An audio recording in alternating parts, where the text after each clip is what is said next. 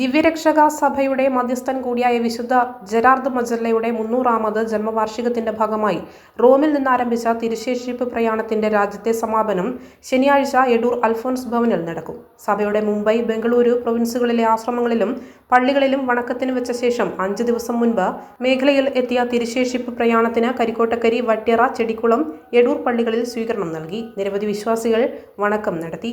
Edoor saint Mary's ഫൊറോന major archiepiscopal Marian തീർത്ഥാടന ദേവാലയത്തിൽ നൽകിയ സ്വീകരണത്തിന് വികാരി father Thomas Vadakkemuriyil, Edoor CSSR ആശ്രമം സുപ്പീരിയർ ഫാദർ സിജു തെളിയത്ത്, എടൂർ പള്ളി അസിസ്റ്റന്റ് വികാരിമാരായ father Bovin Puliyanappallil, father Robins Punnakkuzhiyil, ഇടവക കോർഡിനേറ്റർ CJ ജോസഫ്, ട്രസ്റ്റിമാരായ ബിജു തയ്യിൽ, ജിമ്മി വട്ടംതൊട്ടിയിൽ, റെജി കുടുംബുറം, സോജൻ കൊച്ചുമല എന്നിവർ നേതൃത്വം നൽകി.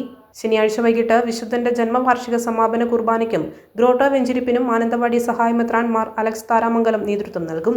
73 രാജ്യങ്ങളിലായി വിശുദ്ധന്റെ തിരുശേഷിപ്പ് പ്രയാണം നടക്കുന്നതിൽ ഇന്ത്യയിലെ സമാപനം കൂടിയാണ് ശനിയാഴ്ച എടൂരിൽ അൽഫോൻസ് ഭവനിൽ നടക്കുന്നത്. ദിവ്യരക്ഷക സഭയിലെ ഒരു വിശുദ്ധനാണ് വിശുദ്ധ ജെറാർഡ് മജല്ല.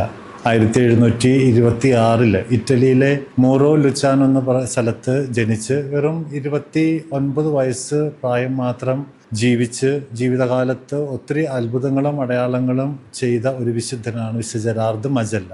ഈ വർഷം 300ാം ജന്മവർഷമാണ്. ഈ 300ാം ജന്മവർഷത്തോടനുബന്ധിച്ച് ഇറ്റലിയിലെ റോമിൽ നിന്നും വന്ന തിരുശേഷിപ്പ് പ്രയാണവും തിരുശേഷിപ്പ് വണക്കവും ആ ജൂബിലി സമാപനവുമാണ് ഇവിടെ എടൂരുള്ള അൽഫോൻസ് ഭവനിൽ നാളെ 27ാം തീയതി ശനിയാഴ്ച വൈകുന്നേരം 4 മണിക്ക് നടക്കുന്നത്. അഭിവന്യ മാർ അലക്സ് താരമംഗലം പിതാവാണ് വിശുദ്ധ കുർബാനയ്ക്ക് നേതൃത്വം കൊടുക്കുന്നത്.